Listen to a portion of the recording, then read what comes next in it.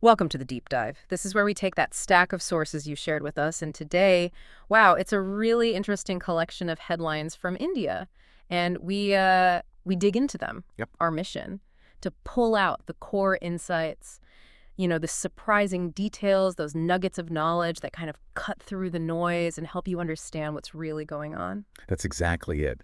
Think of these headlines almost like windows. Each one gives you a view onto a different part of India's current situation, Right.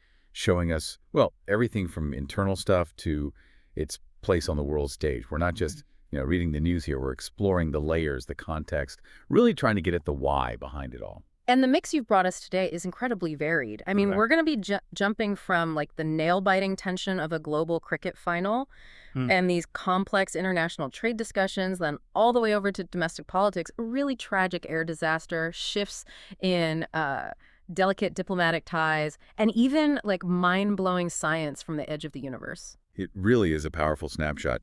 These headlines, they might seem separate, but when you look at them together, they kind of weave this picture of the challenges and, well, the opportunities India is dealing with right now. Both at home and as a big global player. Exactly. So let's use this material you've given us as our map, shall we? Let's unpack these headlines, get into the details, and see what important insights we can pull out for you. Ready to dive in? Absolutely. Where should we start? Maybe with the drama on the cricket field? Uh, Sounds like something Oh. pretty historic might be happening. okay, yeah, let's unpack this first headline. It puts us right at Lord's, the home of cricket. The World Test Championship final is reaching this really dramatic point. Hmm. And according to the sources you've shared, South Africa is incredibly close, like really close to making history against Australia. That's the situation, yeah. They're just 69 runs away from winning the whole thing, the WTC final. And for South Africa, given, their history in big tournaments, Yeah. this isn't just any match. It carries a lot of weight. Huge amount. And the story on the field right now seems to revolve heavily around the two batsmen currently out there, doesn't it? Aiden Markram, especially. Oh, he's been fantastic. Markram's unbeaten on 102. He scored this century that's being called, masterful, potentially match-defining. Wow. And what makes it even more amazing, according to the source, is that he apparently hasn't played any proper red ball cricket since January. Seriously? Since January? Yeah. So to walk into a pressure cooker final like this and peel off a century with such, finesse and control, Yeah. that's really something special. That's incredible nerve. And he's got his captain, Tema Bavuma, with him out there, too. Yep, Bavum is also unbeaten on 65, and the forces really highlight his resilience. Yeah. He is apparently battling a hamstring injury, Ouch. but he's just stuck it out. They've built this unbroken partnership of 143 runs together. That kind of grit, especially when you're physically hurting, that's massive in a final. Definitely. Now, before these two really took control, Australia's lower order, they managed to scrape together some important runs, didn't Yeah. they? Just trying to give their bowlers something to work with. They did, yeah. Mitchell Stark, also unbeaten in the end, hit a really vital 58, Okay. and he was part of this 59-run stand for the very last wicket with Josh Hazelwood. That pushed Australia's total up to 207 in their second innings. Just, enough to keep a little bit of hope alive for them. Still a chance, however slim. And on the bowling front for South Africa, Kagiso Rabada was the main man. Robert was excellent, yeah. Took 4 wickets for 59 runs, helped keep the Aussies in check. And the pitch, well, the pitch played a huge part, according to these sources. How so? Well, apparently an unbelievable 28 wickets fell in just the first 2 days. 28. Wow. Yeah, suggests it was a really tricky surface. But then on day 3, the sun came out and it just settled down dramatically. That improvement really allowed Markham and Bavuma to get comfortable, dig in, and build that potentially match-winning partnership. Right, the conditions changed everything. Now, this is where the bigger picture comes in, and this feels like a key insight from this headline. For South Africa, actually winning this WTC final would be huge, monumental. Absolutely. They've been trying to win a major men's global tournament for, well, forever, it feels like. And they've had this chokers label stuck to them, maybe unfairly sometimes, but it's been there for decades across different formats.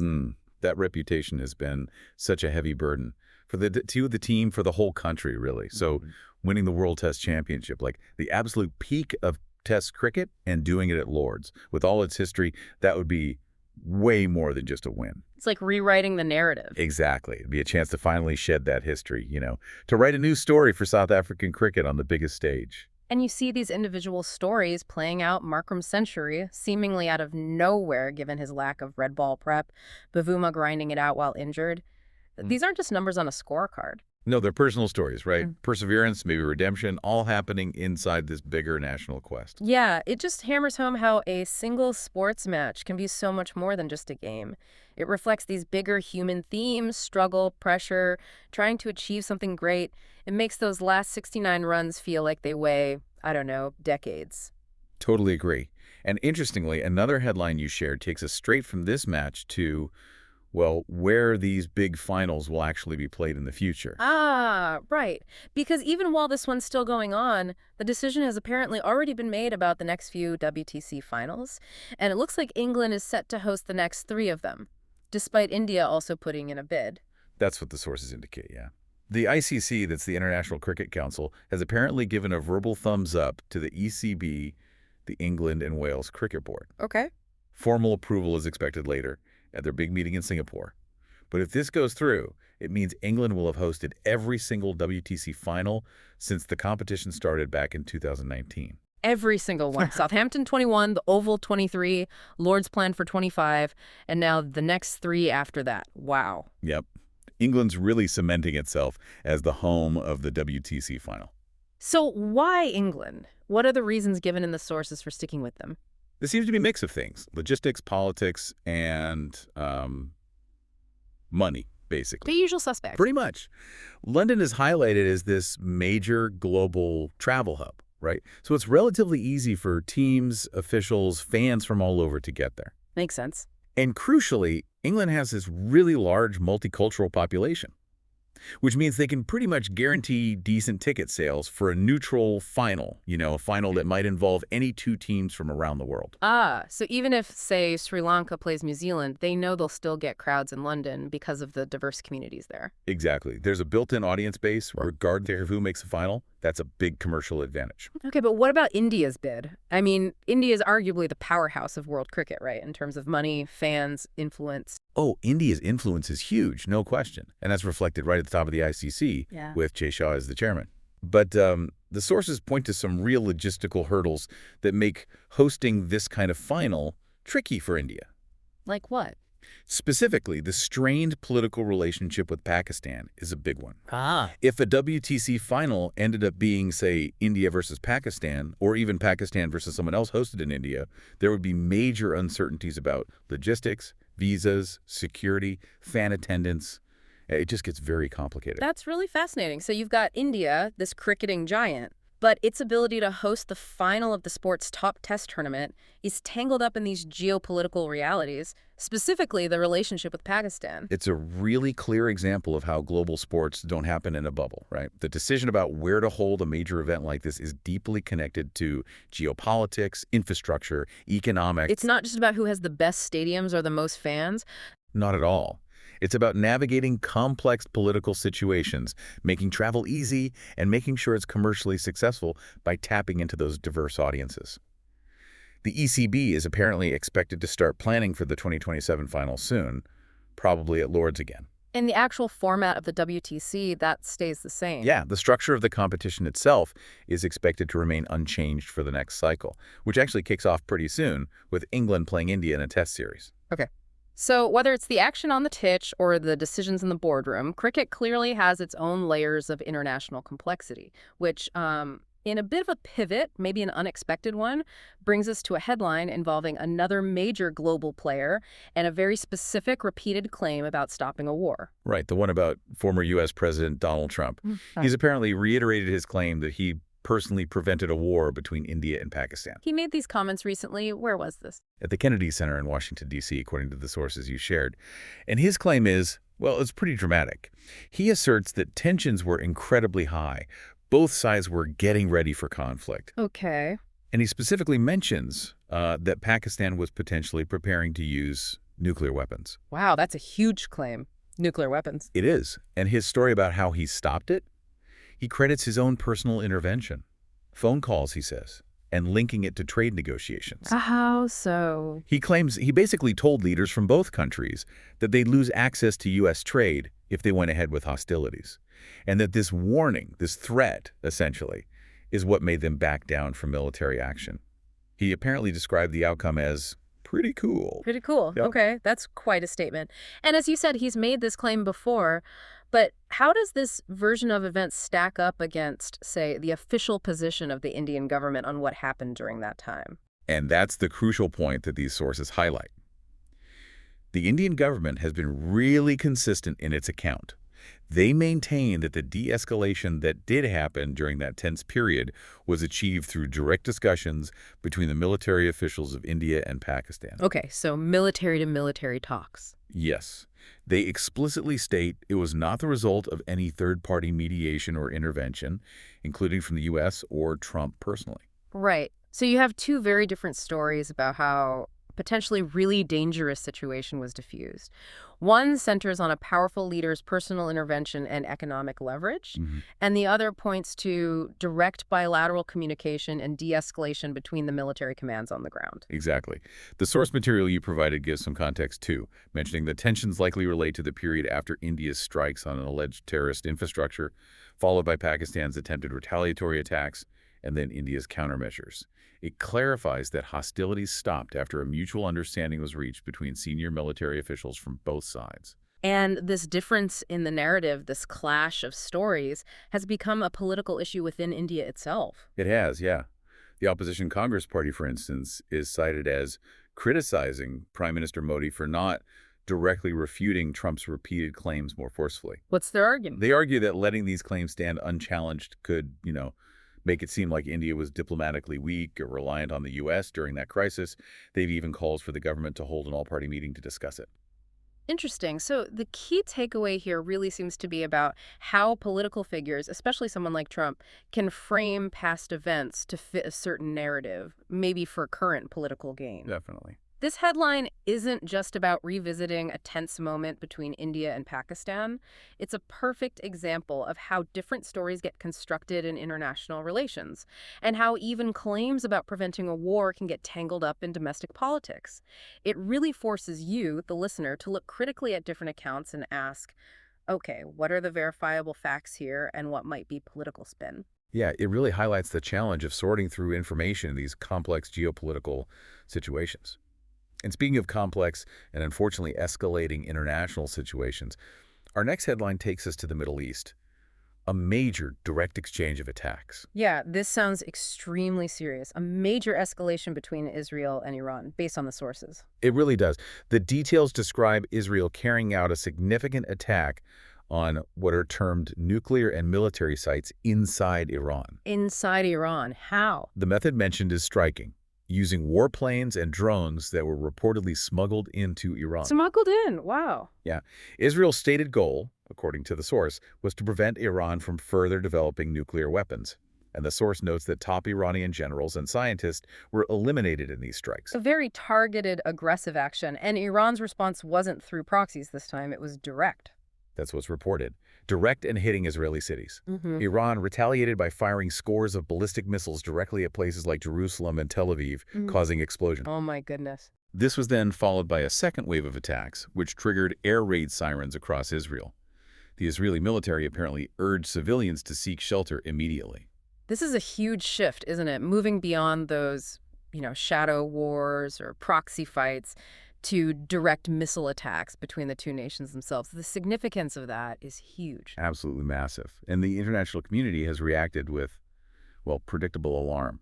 Immediate concern that this direct military clash could seriously destabilize the entire Middle East. Understandably. Are there any international efforts underway to try and calm things down, according to the sources? The UN has called for emergency diplomatic efforts, specifically focused on de-escalation.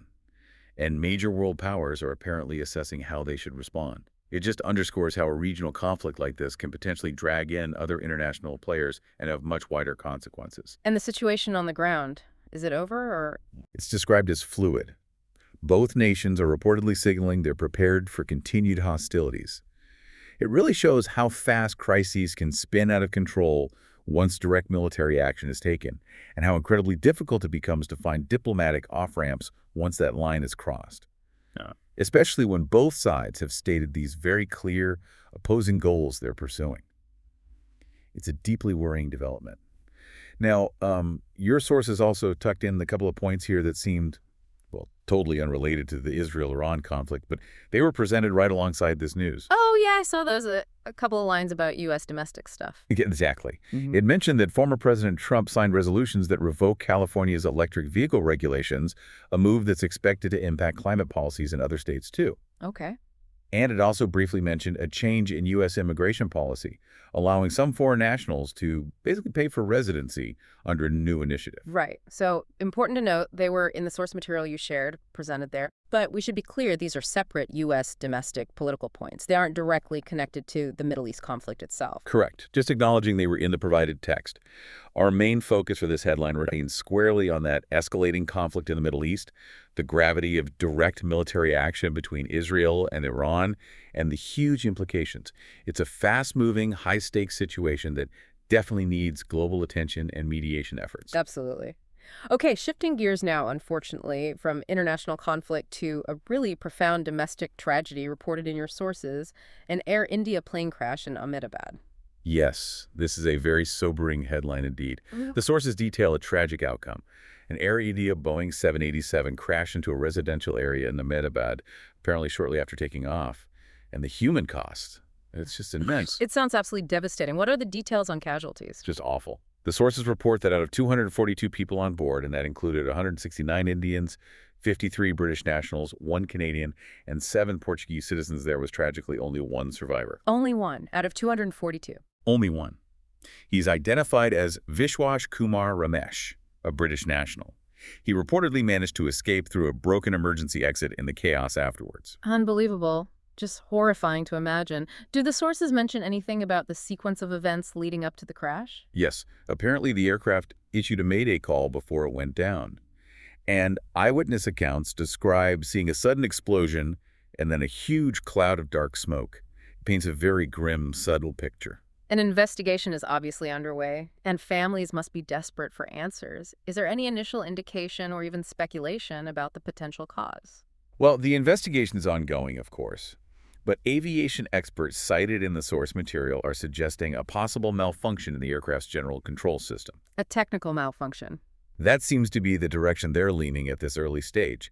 And significantly, they are reportedly ruling out pilot error for now. Okay, that's a major distinction. That shifts the focus entirely, doesn't it? From potential human action in the cockpit to a possible systemic failure within the plane itself. It really does. Yeah. And if that turns out to be the case, it inevitably raises broader questions about aviation safety, particularly concerning Boeing aircraft, which, have unfortunately faced scrutiny over other issues in recent years. Right. The source mentions that India might even consider temporarily grounding Air India's entire Boeing 787 fleet as a precaution while this investigation proceeds. That would be a significant move. The involvement of anti-terror squads is also mentioned in the source. Why would that be? That's correct. And while it might sound alarming initially, involving anti-terror squads is often standard procedure in major incidents like a plane crash, especially one happening in a populated area. Ah, okay. So it's not necessarily because they suspect terrorism. Not necessarily, no. It's more about ensuring a comprehensive investigation. It allows authorities to thoroughly examine all potential angles, including ruling out possibilities like sabotage early on. It's part of covering all the bases and understanding how such a disaster could happen. The sources also make a point of noting that some passengers had connections to a British temple, which just highlights how the impact of a tragedy like this ripples outwards, affecting communities across different countries. Yeah, absolutely. The key takeaway here feels like a stark, tragic reminder of the inherent risks in air travel, even with all our modern technology.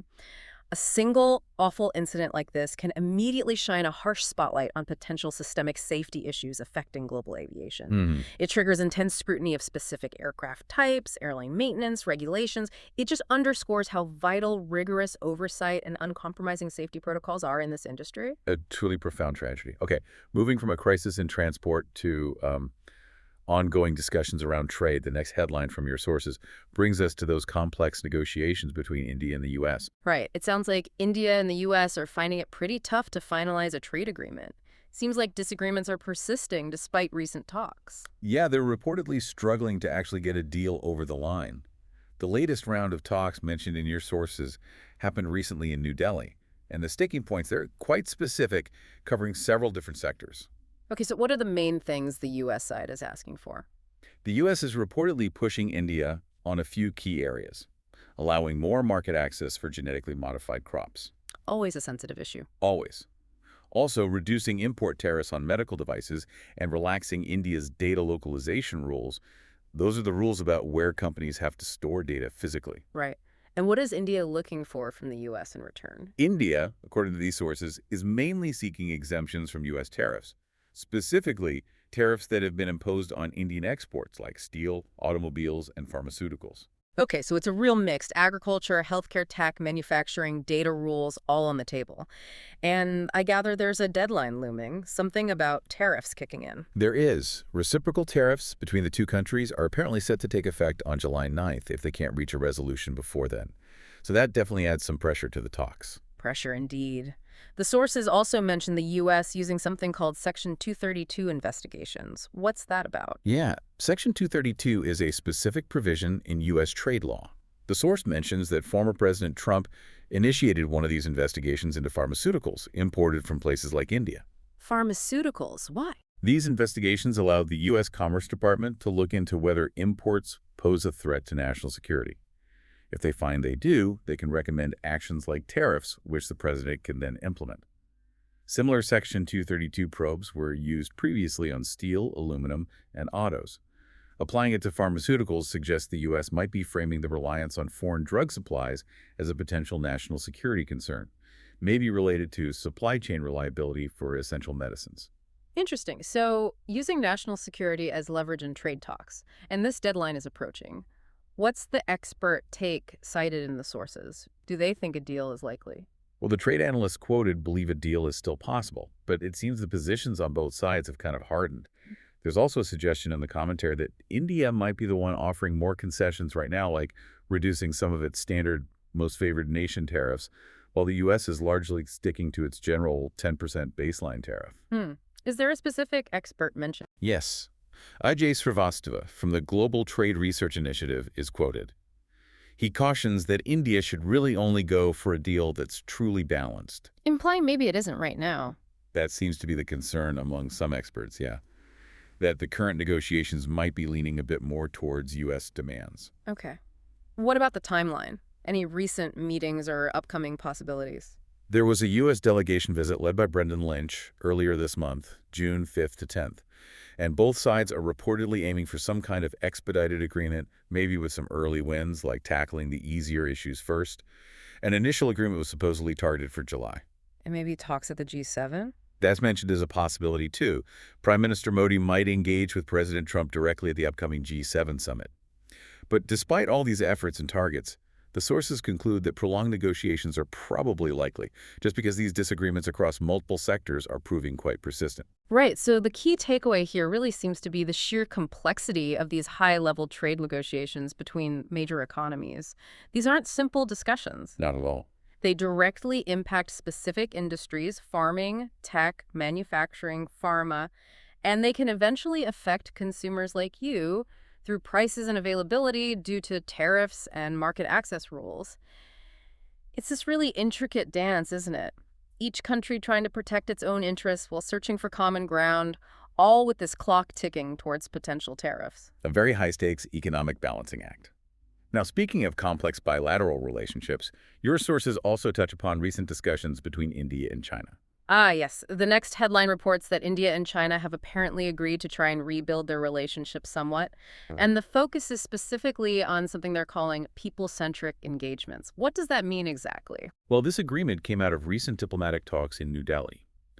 India's Foreign Secretary, Vikram Misri, met with China's Vice Foreign Minister, Sun Weidong. It seems people-centric engagements is the chosen diplomatic phrase or strategy to try and stabilize things after a period of pretty significant tension, especially along their shared border. Okay, so instead of focusing only on the big political or military issues, they're trying a different angle. What specific areas fall under this people-centric banner? The sources list several quite practical things. For instance, India acknowledged China's cooperation in getting the Kailash Manasarovar Yatra going again. That's a really important pilgrimage for many Indians. Right, I've heard of that. They also talked about the rivers that flow across their borders. India apparently expressed hope for getting back to sharing hydrological data, Yeah. water flow information, and maybe collaborating more broadly on managing those shared water resources. Okay, those sound like tangible, practical steps that could maybe build a little goodwill. What else was discussed? Resuming direct flights between the two countries was a key point. They agreed to speed up steps towards that, and India is reportedly also pushing for an updated air services agreement. Flights make sense for people-centric. Definitely. And also things like making visas easier to get and encouraging more exchanges between media groups and think tanks from both countries. So the idea seems to be facilitating movement, communication, cultural understanding between the actual populations, maybe hoping that builds a foundation for more stable political ties down the road. That seems to be the strategy, yes. They also looked ahead to the 75th anniversary of diplomatic relations between India and China, positively assessing the planned activities and emphasizing, shared cultural and historical connections. It feels like a conscious effort to find and build on common ground, even while those major political and border disagreements might still be simmering in the background. Got it. Now, there was also a mention of talks about critical resources, which actually connects back to that U.S.-India trade headline we just discussed. Yes, rare earth metals. India is reportedly talking with China about trying to ensure more predictable supplies of these, Why is that so important? because China is, by far, the world's dominant supplier of rare earths, which are crucial for loads of modern tech, including in India's auto industry. China has used export controls on these materials in the past, which has caused disruption globally. So India is trying to secure a more reliable supply chain. And interestingly, just like in the previous section, your source included another U.S. development right here, didn't it? Seemingly unrelated. It did, yes. Sure. Right alongside the report on India-China talks, the source noted that U.S. President Trump had announced a separate trade agreement with China, specifically aimed at securing rare earth supplies for the U.S. market. Huh. So while India is trying to negotiate access with China, The U.S. is apparently finalizing its own deal with China for the same critical resources. It's separate from the India-China talks, but it really underscores the global strategic importance of rare earths. Major powers are actively maneuvering to secure their access through trade and diplomacy. right. So the key takeaway here seems to be India trying this people-centric approach to stabilize its complex relationship with China, focusing on practical cooperation, Yeah. maybe hoping to build trust despite the bigger tensions. Seems like it. But it's doing this in a global environment where access to critical resources like rare earths is becoming increasingly competitive, and other major players like the U.S. are making their own moves. It just shows you the multiple layers of international relations you can be pursuing cooperation on one level, while simultaneously managing strategic dependencies and global competition on another. It's a very delicate balancing act indeed. Okay, let's shift now to a domestic legal issue back in India. This one has potentially big implications for media freedom and how journalism is practiced there. Okay, this next headline is about a Supreme Court ruling concerning the liability of TV anchors. What's the story here? This is quite a significant ruling. India's Supreme Court has decided that TV anchors cannot be held legally responsible or liable for statements made by their guests or panelists during live broadcasts. Not liable for what guests say live. That's the core ruling. And the court based this decision, according to the sources, primarily on upholding the fundamental right to free speech. Wow, and this came out of a specific case. An anchor had actually been arrested. Yes, exactly. The ruling ordered the release of an anchor named K. Srinivasa Rao, who works for Sakshi TV.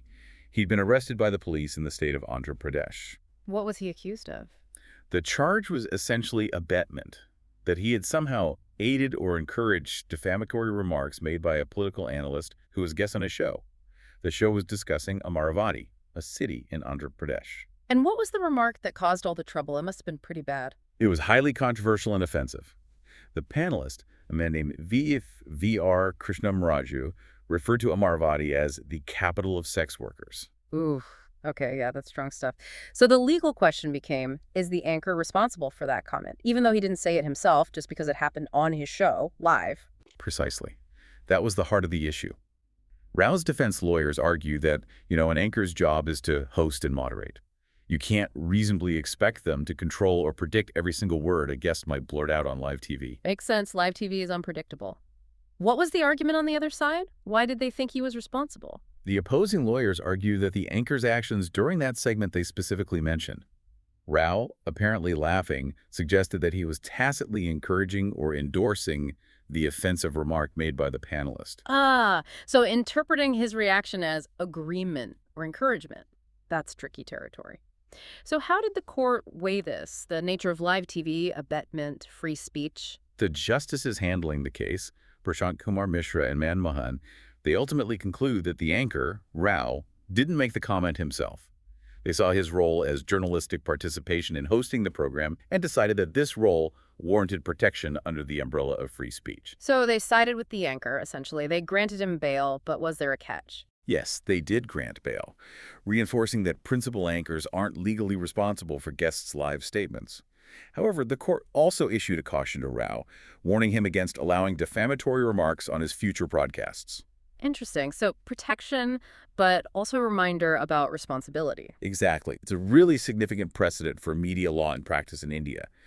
The court drew a line, basically saying anchors aren't liable for panelist comments in live situations, which is seen as a win for press freedom in that specific context. But it's not a total free pass for anything to be said on air. Right.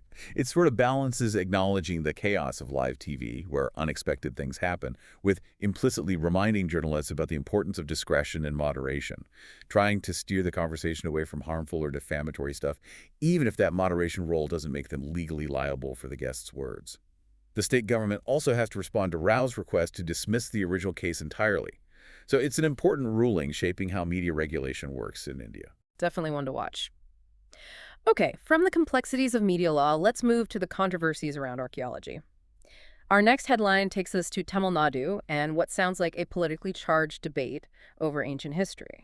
Yes, the Kizadi archaeological site. It's become a real flashpoint. The chief minister of Tamil Nadu, M.K. Stalin, has been strongly criticizing the BJP and the RSS for, as he puts it, questioning the findings coming out of this excavation. Okay, Kizadi, why are the BJP and RSS questioning the findings according to Stalin? What's the issue? Stalin sees their skepticism as purely politically motivated. According to the sources, he was hitting back at comments from people like Union Minister Gajendra Singh Shekhawat, who's from the BJP.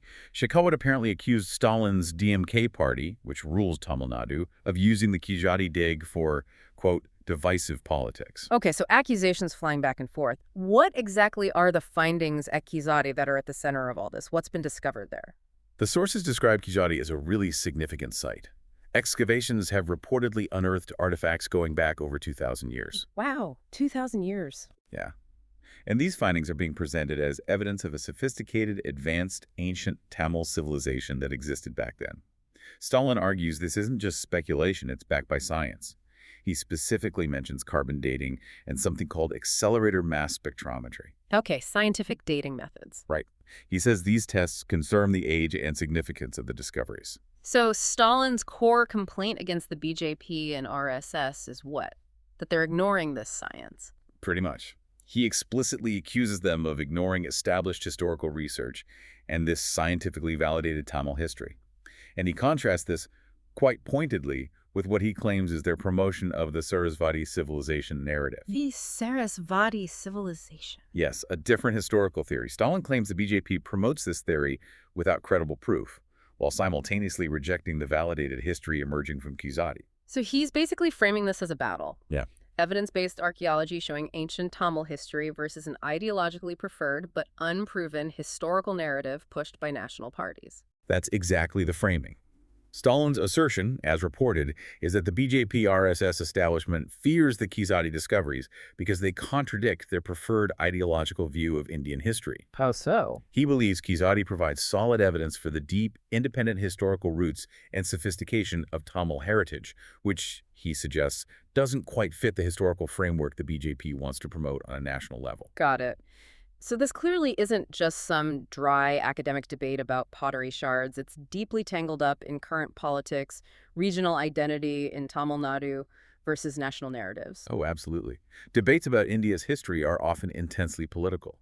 And archaeological sites like Kizadi, which offer actual, tangible evidence of ancient life, they naturally become central to these discussions about identity, heritage, and, frankly, political power, who gets to define the national story.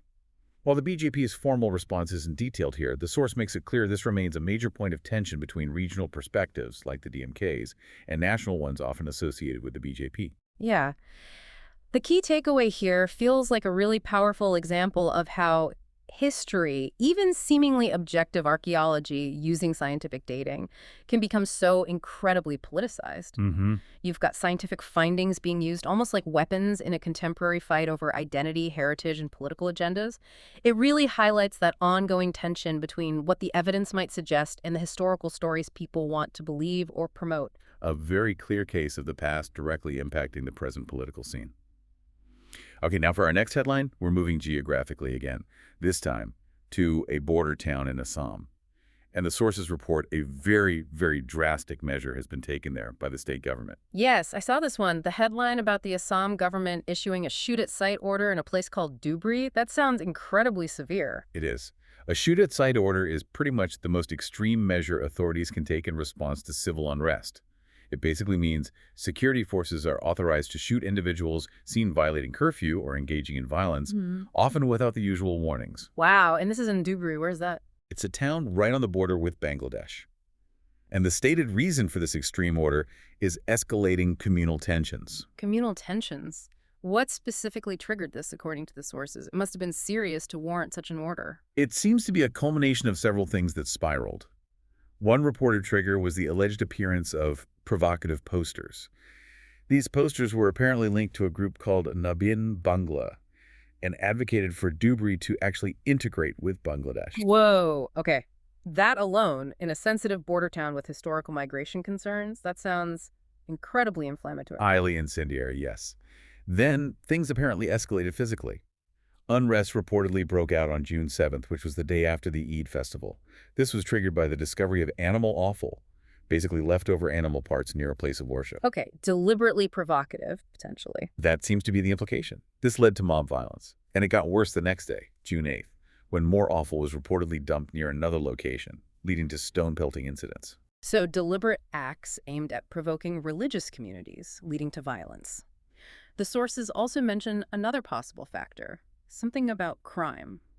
Yes, authorities apparently suspect that an emerging criminal element, described as a beef mafia, might be involved.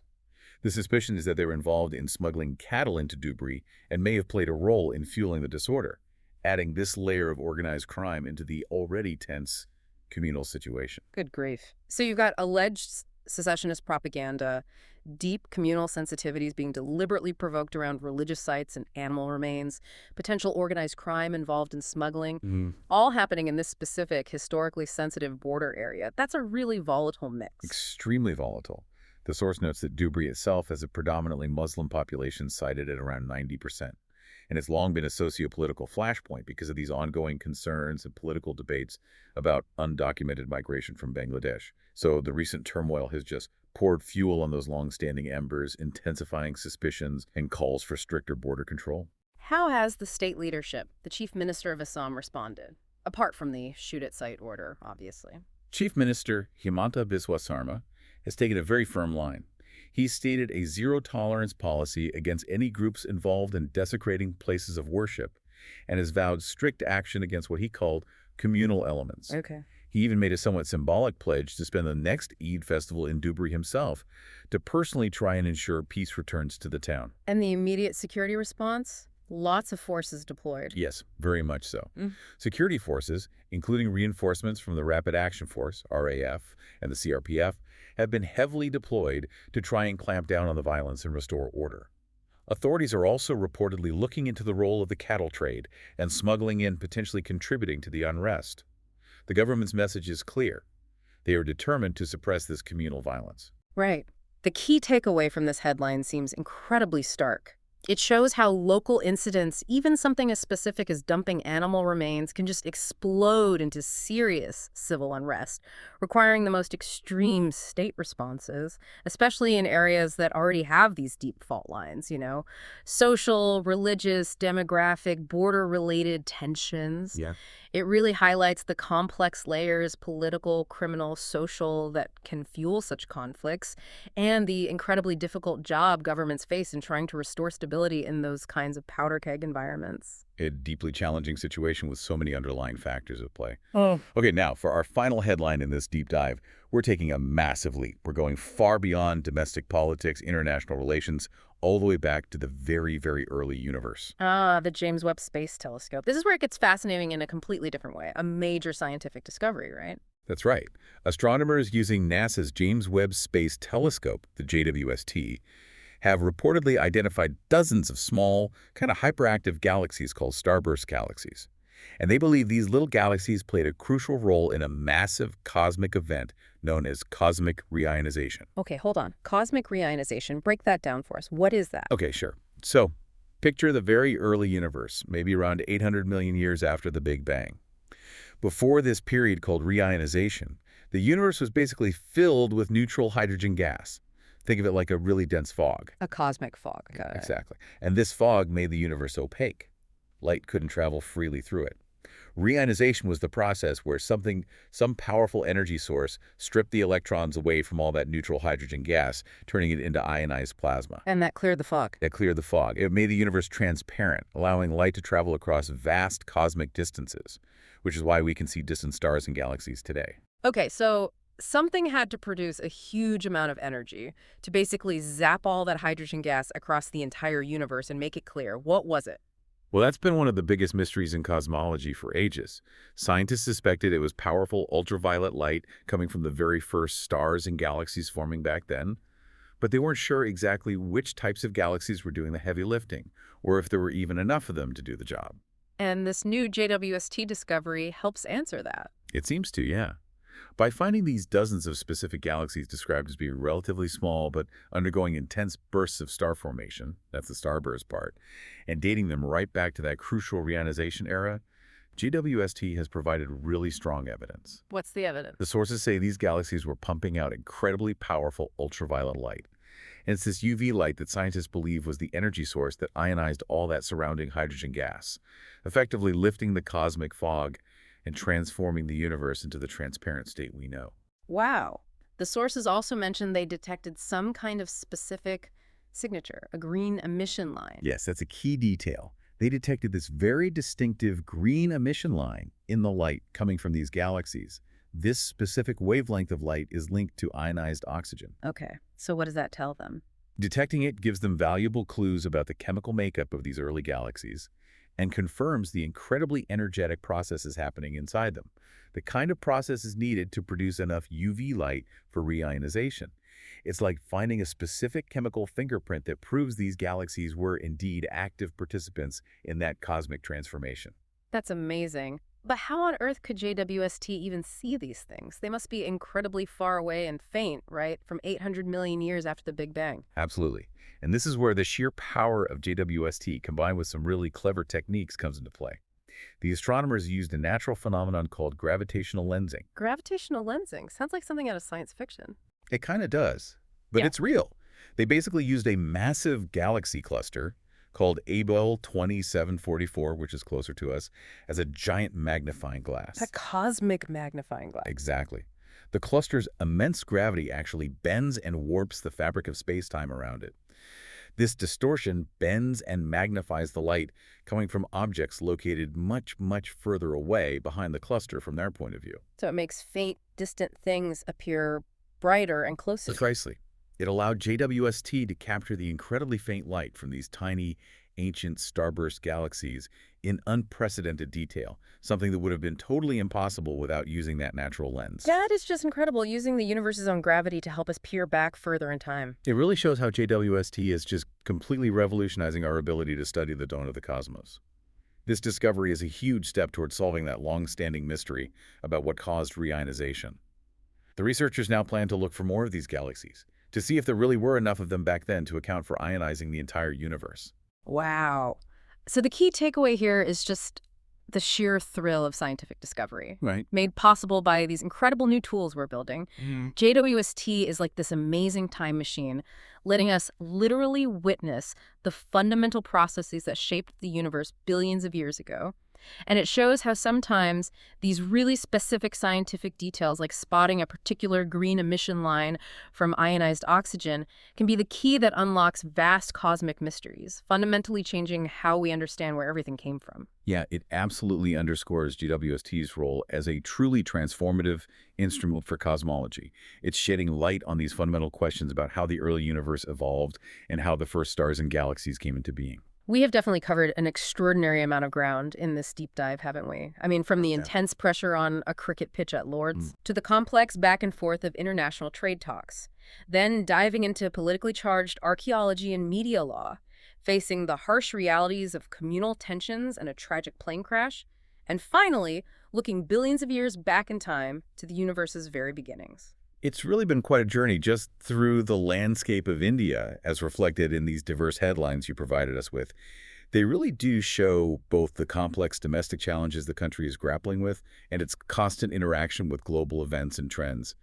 Our aim, as always, was to take this material you shared and try to pull out those key insights, the connections, helping you hopefully get a clearer picture of what's important within these seemingly disconnected stories. And hopefully hitting some of those aha moments or finding those surprising details along the way that might stick with you. Because each of these headlines, really, whether it's about sport or science or politics or tragedy, it's a small piece of a much bigger, interconnected global narrative. Absolutely. So as you think back on this deep dive into the sources you shared today, maybe consider this final thought. What does this particular collection of headlines, this snapshot in time, tell you about the forces shaping India and maybe the wider world right now? What connections do you see between these different threads, and what questions does it leave you asking as you go about your day?